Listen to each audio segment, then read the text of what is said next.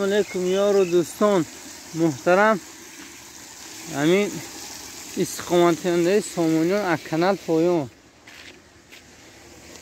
به سهم شما میرسانم. بر وقتر که همون اوساق‌های می‌نوینم و متصدیای در کار خبردار کنند که همین شلنگی که برای قشلاق او میفروید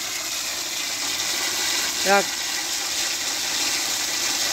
60% زود داریده.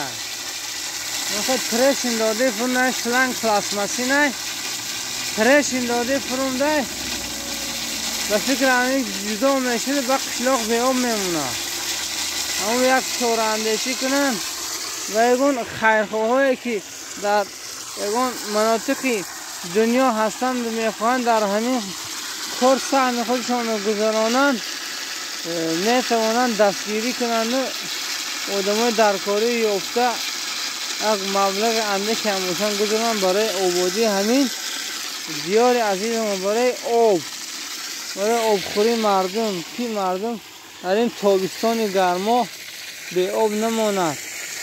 و زنهای خانشین ما عذاب نکنند ایسا به آبی به هر سمت ها نروند. به طرف نباشد دوستان، برای آبادی دیار باقی سربلند خانه آباد باشد. این 17 می بود 2022. کنارم آبش ماشاءالله. السلام علیکم. خدا بشکر. کار ما مثل هر روزه همین سر کانال و قلابوری.